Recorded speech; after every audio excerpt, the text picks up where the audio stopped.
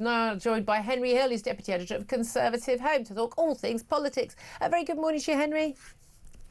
Good morning. Thanks so much for joining us. Well, you'll be quite surprised to learn that our last caller thought that the one-in, one-out deal that we understand Starmer's going to do with Macron later today, after this third day of this international summit and a full day of talks in Downing Street, she thinks it's a good idea, but only because she thinks it'll prove that nothing they're trying is actually going to work and they're going to have to try harder and do it properly.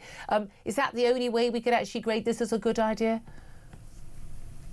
I mean, it's one of those things where, in theory, you can sort of see how it could eventually have made sense, right? Obviously, originally, if it's one in, one out, the numbers are staying the same. But the idea is that if people know that coming on a boat means that they definitely won't get here and they will definitely be returned, it just massively reduces the incentive to cross. This was the same logic as Rwanda, right? Which was that the whole point was that you could get automatically sent to Rwanda, whatever happened to the status of your claim, and therefore you wouldn't cross. The problem in both cases was trying to get basically the odds bad enough for people who are obviously risk takers because they're prepared to risk their lives in a small boat in one of the busiest shipping lanes in the world, not to risk it. And for Sunak, that was partly his own fault, but it was partly he didn't have enough agreements with Rwanda in terms of the number of people they'd take. It was a couple of hundred. I think it would have been 300 at the highest. I mean, didn't we? I mean, we have sent some people there, but I think we sent more Home Secretaries there than we sent people who actually deported. The only people who did go, we paid to go there. Yeah, exactly. But even then, if he'd said, right, it's only going to be from today, right? If you come over here from today, then you risk being included in Rwanda.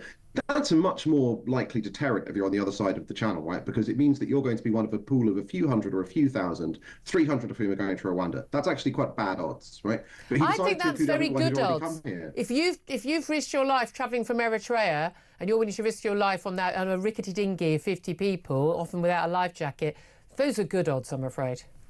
Well, no, we did see some impact on crossings when the government had brought it in, right? And when the government was saying there's going to be a deadline. So I'm not saying it would have fixed the problem. No. With Starmer, of course, the challenge is currently, I think, it's like one in, one out is one thing. But I think currently, I read in the papers, it's sort of 17 in, one out. No, a 1 in 17 chance. Well, no, 1 in 17 of those who would arrive. But the key thing about this is the people we'd be getting, which are obviously, they're a much better bet. These are people who've proven asylum seekers. But of course, will they then, because they're able to join their uncle in Leicester, they're then going to bring their entire extended family. We ended up with more people, and the idea is that we won't have to pay for these people because these people will be legitimate and therefore they'll be able to work. Except, of course, they're not all. I know this is a surprise to everyone. Doctors, engineers and entrepreneurs, and they're going to be working as taxi drivers and Uber riders, and we're going to be paying for their housing and their top-up benefits and their kids for the rest of their lives. I mean, absolutely. Family is one of the single biggest things that neither government or neither party in government has grappled with. It's probably one of the biggest reasons that, as you say, we at the very least need to start doing way more prisoner vote style carve-outs from the European Convention on Human Rights, because family reunification is a snowball. Right? Yeah. Think about that Gaza refugee scheme some MPs are trying to set up. You know, the advocates for it say, there's only a few thousand Palestinians in the UK and only some of them have families. They make it sound like it's a small number. But of course, the moment those family members come over here, they have a lot of family members still in Gaza, and they have an equal human right to family reunification. So there's actually no limit. Not much birth control used in Gaza, which it's so weird that there's anyone to come, given the success of that genocide, which apparently Israel is committing on the people of Palestinian people in Gaza, who bizarrely keep seeing their population go up. One thing Israel's bad at, it's genocide. Let's talk about another big story in the news, and Kemi Badenoch's going to be doing a speech along these lines in a couple of hours' time as well, which is this, she's talking about banning foreigners from claiming sickness benefits. Let's face it, we've got enough Brits who are swinging the lead when it comes to that. Extraordinary report from the Centre for Social Justice showing that, work doesn't pay under this system. And they say under Starmer's Labour, but basically this was a system under the Tories as well. He's just failing to reform it. We've seen this massive increase in the number of people, particularly mental health claims, which are much harder to prove or disprove for sickness benefits, but showing that basically if you're on a full-time worker on national living wage of £12.21 an hour, come 2026, 2027, you'll will earn around 22,500 after tax and national insurance, so what's actually in your bank account, in your pocket at the end of the year. But if you're on universal credit, you're not working, you take the average housing benefit, you also get personal independence payments for ill health, you can receive £25,000, £2.5 grand more. No wonder people are going onto these sickness lists like, never before. It is crazy. Actually, ironically, the Conservatives at one point, headed by Work from the Centre for Social Justice, did try and do things about this, right? Like universal credit, the clue's in the name. The idea was to have a single welfare payment. Now, there were several advantages to this, but one of them was that you could make sure that in the centre, you had more control over the maximum amount that someone could get. Because as you've just described there, how is it that these benefits add up to more than somebody on the national living wage? It's because there's three different ones, right? And the government, no central authority in government is cross-checking whether you've got one or two or three of them, and whether or not that adds up to more than a working person is taking home. And because there's all these independently assessed benefits, they can't do that. Now, I think most people would agree it's actually perfectly fair that you shouldn't be able to take more in welfare than you can earn in work. Unless you are severely disabled and you have extra heating costs or travel costs, and there, but for the luck of God, you or I are not in that situation. I want those people definitely to have whatever they need to have a comfortable and meaningful life. Through no fault of their own, they've got a disability. But the point is, it's offering those choices to people, because the reality is a lot of the people, the Labour MPs and others who are making those decisions in Parliament, and the civil servants, they can't even, the Guardian journalists, they can't conceive that anyone would choose not to work and claim sickness benefit. But of course, they're not doing the sort of jobs that these people would probably only be able to get, where it's actually rather harder work than sitting behind a desk all day. True, but I think the critical thing is absolutely, if somebody has a serious disability, but I think the crucial thing is that it's cash, right? I am absolutely in favour of the state providing support for people who really need it, things like in terms of grants and making adjustments to their homes and other kinds of things.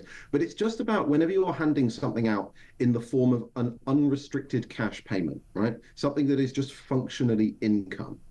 That, I think, is where it gets trickier to justify giving that in that form in a way that, at a level that is higher than wages. Well, those people have talked about vouchers and it can only be exchanged for healthy food or this and that. The trouble is you then start a black market in these things. Well, I guess I would never do it on food, right? I think that somebody living on disability has as much right to choose what they eat as anyone else. I think that's I tend to think that's an incredibly patronising way of treating people who are receiving state assistance. But what I mean is, in terms of like some of these things that drive the really high costs, like the sort of adjustments that people with severe mobility impairments need, for example, I think that those can reasonably be controlled in a way that means that you're not just handing out a cash benefit, because of course, one, it's unfair, right? I think in some senses, because it's always, whenever we have this discussion, not you and I, but society, the case is always the hard cases, right? People with really severe disabilities and so on. But then what always happens with these systems is it's actually incredibly hard and has proven functionally impossible to write government policy and welfare policy so that it actually restricts these additional payments to those people. I bet you I could. No, I'm sorry. Well, I do think that where there's a will, there's a way. And you probably have to be quite cruel to be kind. But I'm not a bleeding hearter, I'm afraid. So I probably would. And yet there'll be some people who miss out. I think it needs to be a completely different way of assessing people. It certainly should be in person. Pretty sure it should involve medical professionals, not some random person recruited by Circa, whoever. But I do not think this is beyond the wit of man. I really, really don't. Before I let you go, I want to talk to you about a lot of the big news today in Westminster circles, as it was last night. The Sun's Harry Cole broke this story, which is that the former Tory party chairman, Sir Jake Berry, has defected to Reform UK. Now, there's some provisos here. One is he's a former chairman. He was only chairman for a couple of months, as it was. He was, and we're not talking sort of Cecil Parkinson, these people who are, very, very big, beasts in the Conservative Party. He's also an ex-MP. He lost his seat at the last election. Is this something that actually shows this is like, we've had another former cabinet minister, two former cabinet ministers last week, David Jones as well, former Welsh Secretary, defecting to reform. Is this showing that there is a momentum to reform and senior, serious people are taking reform's chances of winning the next election seriously? Or is this just a couple of blokes and their mates thinking, oh, I might get a job this way? I wrote about this morning, and I was trying to find, and I couldn't because the internet is terrible now. I wrote a piece a few years ago saying, what is the measure of a senior Conservative at the point when they've churned through so many people, especially, as you say, the party chairmanship. The party chairmanship used to be a really independent, substantial position, which people held 4 years. They were an independent power broker in the party. These days, it's just somebody appointed by the leader. We've had an awful lot of them. So having Sir Jake Berry described as a former Conservative Party chairman, you do have to say, that is a strongly depreciated currency compared to where it used to be. And that's true of everyone who's held it since, not just him. But I do think that the challenge for Farage is that, on the one hand, obviously the Conservative Party does not want to have people defecting away from it, right? But Farage is supposed to be the future. He's supposed to, the whole vibe of reform is that he's an outsider and he's going to come in with this new party and sweep away the detritus of 20 or 30 years of failure. And yet, it's hard to staff a revolution with retreads, right? And all of the people he's attracting, most of them admittedly at the moment Conservative defectors, they've all been involved in the last government, right? They weren't particularly speaking up at the time about all of these, but Jake Berry writing about how one of the best ways to destroy Britain would be to what Labour and the Tories did for the past however many years. And it's like, well, mate, I mean, you didn't say that at the time, and you thought Tom Tugendhat was the solution 18 months ago. So it's challenging for Farage that people like Rupert Lowe, who are the independent voices who he had brought into politics. Rupert Lowe is a reform politician. He keeps alienating, and then he makes up the numbers with sort of former Tories. I don't know if that's what reform voters want. That's, very interesting analysis. Really good to talk to you. Thank you so much, Henry.